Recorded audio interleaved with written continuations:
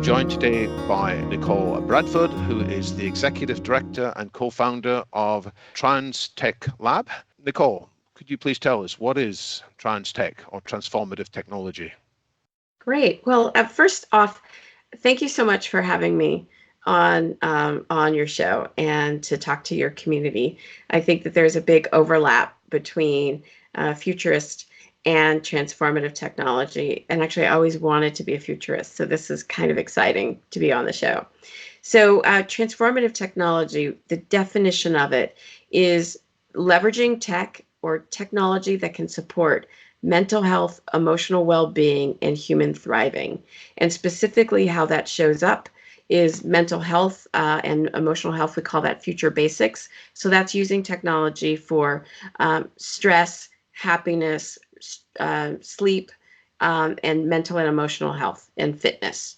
Then the emotional well-being section, that is future of work. It's human interaction skills. It's using technology to expand self-awareness and the ability to connect and build trust with other people. That sits up underneath the skills of the future: creativity, collaboration, communication, basically the task that will be left as software and AI starts to automate more roles.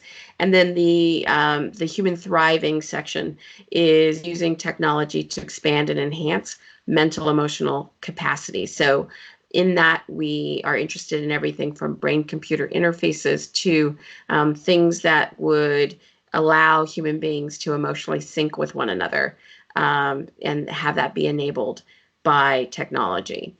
So to amplify our natural ability to do that. And so that is the realm. The way to think about it is technology for the human mind and the full realm of human positive psychology. So a positive psychological state for humans. And then what we do specifically is we support entrepreneurs and innovators who are building these technologies or deploying them to find feedback, funding, and friends. And so we're a global community of people who are passionate about building the tech that we actually really need and getting it out there. And we also have been setting standards and advancing the thinking on data sovereignty, privacy, ethics, as well as getting more evidence basis into preventative health products and that kind of thing. So we have a lab, a conference, and a community. You mentioned evidence there. Some people have expressed a bit of skepticism about this technology. They've said, well, in Silicon Valley, getting excited. Is there any evidence that you can point to that people's emotional well-being, other aspects of their flourishing can indeed be enhanced by this technology? Because I support, thousands of entrepreneurs really through this programming, there are people who are in various elements of that spectrum I described. And so different products that are at different levels of evidence basis. So one good example is a product called Feel, and it is a wristband that is got 3 types of sensors in it for heart rate variability, another one for galvanic skin response, which is basically how wet your skin is, which sort of changes based on your psychological state, whether you're in an attentive state or not, as well as skin temperature. This is used in conjunction with therapists in an 8-week program, an 8-week therapeutic program, and they have just finished their clinical trials and came out, as being evidence-based now for being able to have better results for therapists who use this with their clients to support an 8-week cognitive behavioral therapy program. So yes, so that is evidence-based. So you see more of the evidence right now is on the leading edge of where people are using these technologies, which is specifically around mental health and emotional health. So you've mentioned there could be sensors around the body, like a bracelet or other sensors that could provide useful information about somebody's psychological or physical state. What other kinds of technology do you have in mind? Right now, most of the people who are working on emotion recognition, they are thinking about in terms of making chat bots that are better for customer service so we don't get, irritated when we call the bank. that kind of thing. But I actually think we can use artificial intelligence, or right now, most of the stuff is really actually just machine learning. But I actually think we can use that emotion recognition capacity to teach emotional fluency to humans so that we can be better with one another. And so an example I'll give to you, which is a bad example, Amazon Echo for children that reads stories, the command structure requires please and thank you in order to activate the unit. And this came out of, the year before, a lot of parents saying Alexa is making my kids rude, because the command structure for how you speak to Alexa is rude if you were talking to another human. So they did this, and they're also doing customer development because, she'll read any book that you buy on Amazon, she'll read it to your children. And so that's a whole another thing. What it's directional towards is using AI and technology for social emotional skilling. Because at least in US society, if you walk around saying please and thank you, life is better for you than if you don't. If when you go to Starbucks, you say please and thank you, you'll have a happier barista. And so this is an example of how we could use technology, specifically AI and machine learning, as the beginning of teaching social emotional skilling to humans. So right now, when people think about a Montessori education, human interaction skilling that happens in schools, it only happens in the elite schools. But, if you could use technology in this way, and right now it's bad and not good enough to do it, but all of this stuff is on exponential curves. And so if we're looking ahead with this intention to use it in this way, then we could actually create social emotional skilling as something that's accessible to all of humanity. When today it's totally based on luck, when all the future jobs are based on this. And so we have this big, gap that's going to be incredibly problematic. And so how do we address it? So that's something going forward that's interesting. And then of course I'm interested in brain computer interfaces and and that cool stuff that's very, very futurist. And I believe you've talked about companies in various stages of this curve, but TransTech Lab, which you run, is to help companies along this curve, and to help them find partners and to give them advice on what's necessary to avoid pitfalls, particularly with this technology compared to other types of technology. Our mission is to help bring 2 billion people into a state of well-being by 2050. How did you get involved in this field yourself, Nichol? What led you to do this? It's a funny story. I was actually in video games, and I had a very senior role in video games. I led operations for Blizzard Entertainment for China. So I operated World of Warcraft China, StarCraft China, and I also did go to market. Every time we would launch, which was several times a year, I would organize the entire launch and make sure the back end matched the front end. So a very corporate, senior executive role. I had over 70 people in my org. We set policies for customer service and sales and a bunch of other things that, touch the daily work of over 1,000 people. And then I went on a meditation retreat, and I had a really profound experience. I, in 10 days, felt a level of happiness and fearlessness that I never really thought was possible for me.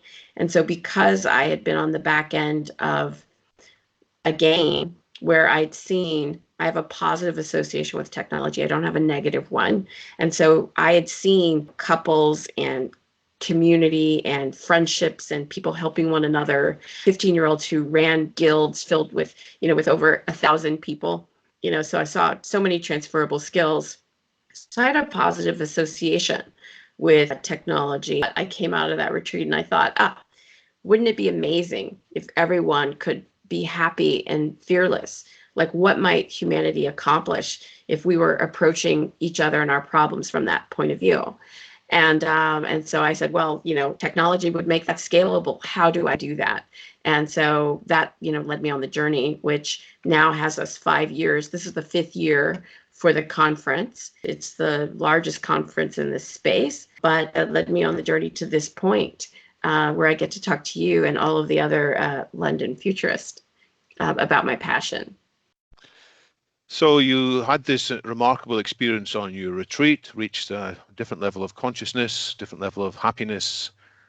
And do you think it is possible that technology could help people to reach a similar state, some kind of shortcut in some kind of scalable way? I mean, have you seen other people use technology to get the same results as you had on your retreat? The very basic thing is, of course, meditation apps. I think one thing that's really important to state is that I don't believe that technology should replace humans at all. And I don't believe it should replace human interaction.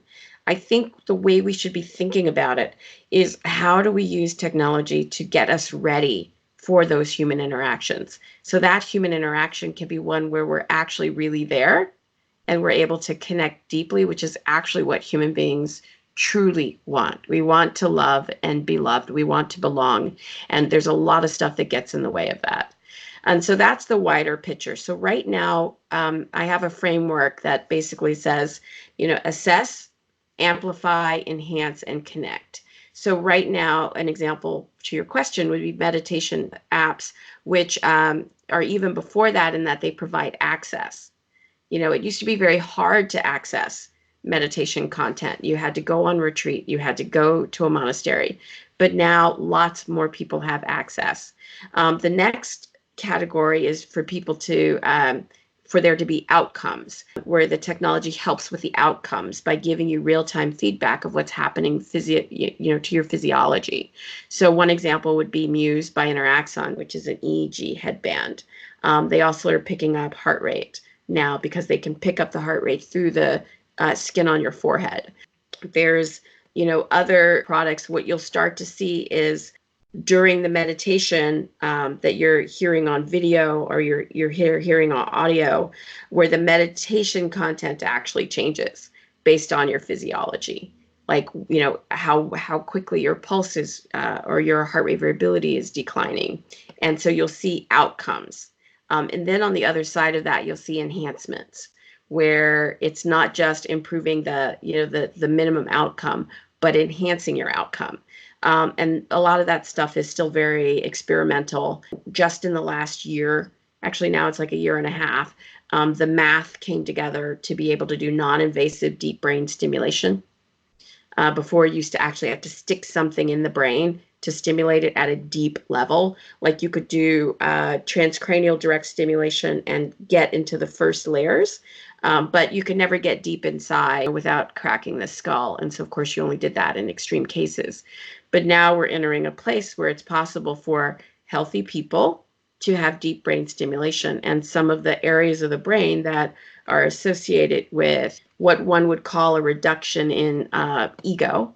They're a little bit deeper in there, and not just deep brain stimulation, but pinpoint stimulation, which is it was really actually just a math problem.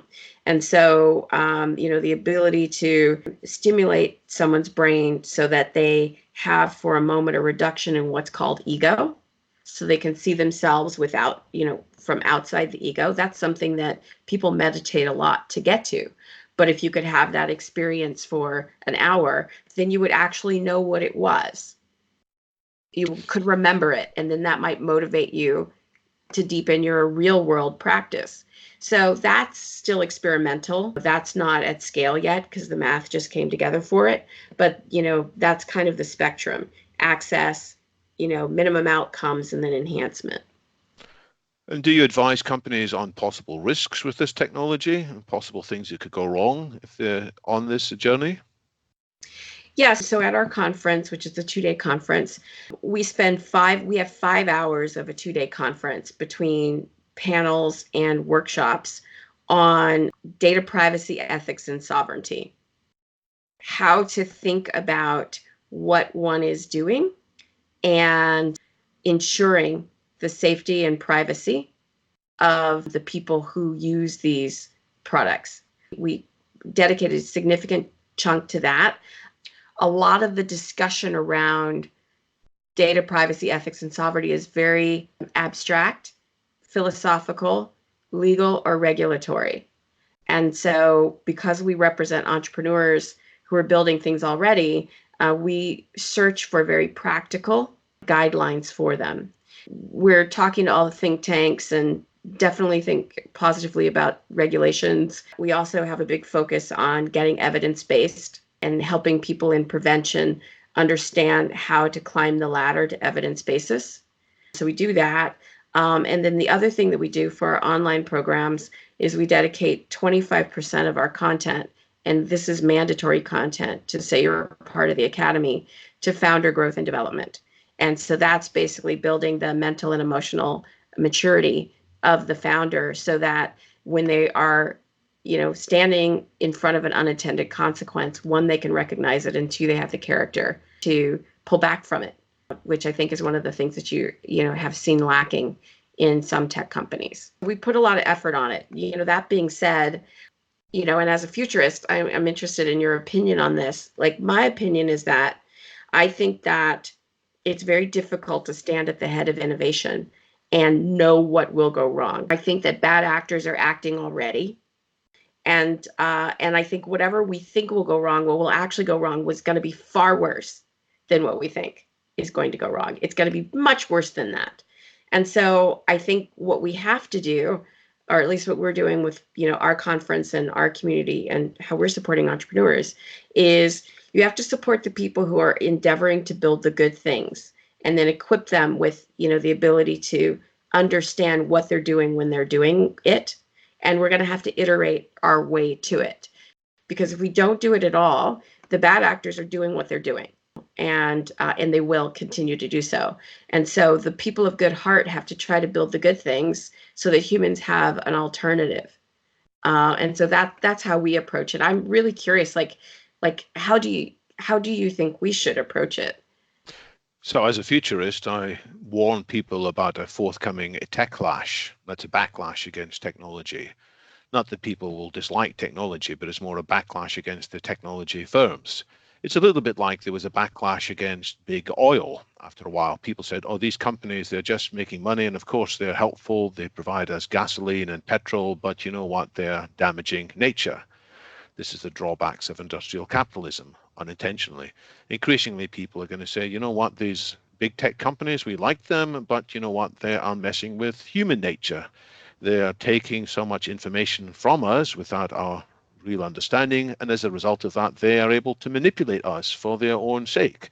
They're able to inform advertisers and commercial companies what to say to us to persuade us to buy things that we don't really need, but which we each have our own weaknesses for. And as people realize this more and more, it's likely, I think, that there's going to be a separation, that the companies who can really demonstrate that they have acted with integrity and with the customers' needs forefront, they will come to the top of the pile, and the other ones that have seemed to be lacking will fall away. It's a bit like what happened with user interface and user design. Once upon a time, technology sort of got around, and it didn't matter so much how good the user experience was. But we've now learned if companies fail on user experience, they're not going to be very successful with the technology. So I think it's going to be the same thing, not so much with user experience, but going beyond that to the social well-being of the software. Mm-hmm. And I agree with you about the agility too, because we're likely to be surprised by what happens. Some things will be better than we thought, and some things will be worse than we thought, and we have to be able to pivot quickly. So because I came at this through Buddhist meditation, I was on a Vipassana retreat. One of the things that I believe is that anything that's possible for one of us is possible for all of us. And technology, the definition of it should be the thing that takes what is scarce and makes it abundant. And so right now, mostly what we've seen is, the abundance of maybe some things that we don't want. But, we're the designers, we make it. And so I believe that if we choose that what we're going to make abundant, or what the abundance we're going to enable is about compassion and self-awareness and human interaction skills and the ability to connect deeply with one another, then that is the tech that we should be building. Like, we do not need another champagne delivery app. Like, we don't need that. We need the things that allow us to know ourselves more deeply so that we can connect to each other and connect to our purpose. Because, where are the jobs going to come from that are going to be eliminated? Like, where are the new jobs going to come from? They're going to come from human creativity. They're going to come from us expressing our purposes, like our unique gifts.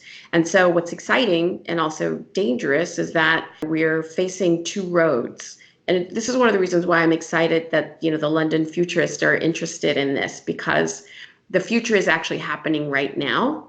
And these two roads, one is Hunger Games, one is Starfleet, and it won't be binary. It'll probably be a blend. But what is the dominant nature of it? That is happening right now. And so what we do with the conference that's coming up in the community is that for the people who are interested in building the tech that can help us become more human and to learn how to be better with ourselves and with each other, we bring them together. And so our conference is on November 15th and 16th in Palo Alto. If you come, you'll be surrounded by entrepreneurs and innovators and investors, practitioners, so we have therapists and coaches, and we have scientists and researchers and engineers. And so just lots of people who are endeavoring to build this type of technology. And then I'm going to be in London on the 25th of September for an event with the London chapter of Transformative Technology. And so I really hope to see you all. I'm really excited about collaborating with London Futurists because, it's a community of people who think deeply about the future. And I think that can be, very useful for people who are building products for the future to, work with people who are thinking deeply about the future too. So what's the format of the event in London on the 25th of September? So I'll give an overview on transformative technology, and then it will be a discussion between myself and the chapter lead for London, and then lots of questions. And then we have time for people to get to know one another. We do founder dating. We help people find, teammates and collaborators, and then also a place to actually talk about building technology in this fashion. It's still an emerging category. So it's not the fringe, but it is definitely the edge.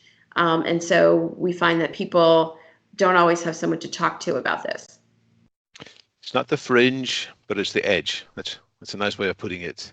Yeah, it's the bleeding edge. It's where it's all going. I mean, what's exciting right now is what's making this all possible is a combination of the need, demand, and means.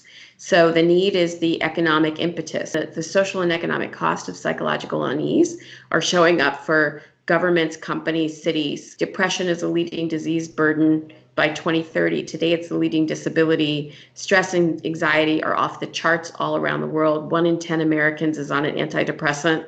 People are really struggling mentally and emotionally, and the costs are starting to catch up with companies and countries. And so they're taking it seriously, starting to take it seriously. And then there's the future of work stuff that, that's becoming clear too. So the need is there, and the demand is that we see a change in the cultural framework. Like people are realizing that they or someone that they love is having a problem. And then young people, the rising generation, they actually want to be happy from Bangalore to London to Shanghai to Sao Paulo. They want to be happy, and they don't necessarily know how. And their parents aren't necessarily great at teaching them. In our society, we don't teach people how to be, feel, and become. You're supposed to pick it up from the culture, or, if you're lucky, from your parents. But, there's a lot of luck in developing social emotional skills. You have to have someone great in your life.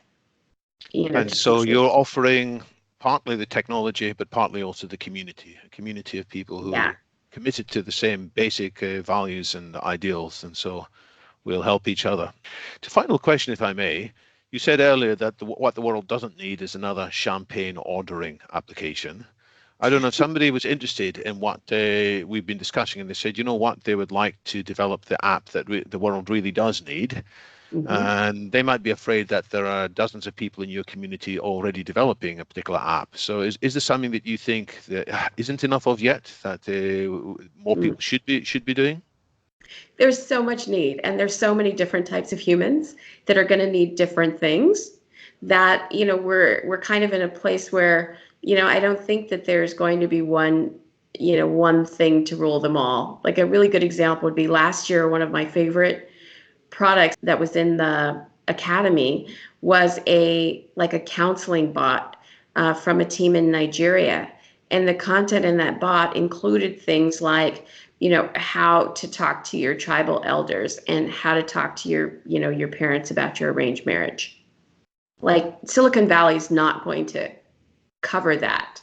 I think there's lots of, there's going to be so many nuanced applications of things. There's plenty of room. And, what we're talking about is, I believe, the need to get 2 billion people in a state of well-being. And the reason that number isn't just out of the ether, it's based on University of Pennsylvania did a study on what percentage of an online population had to be on board for something for it to change the culture of the entire population.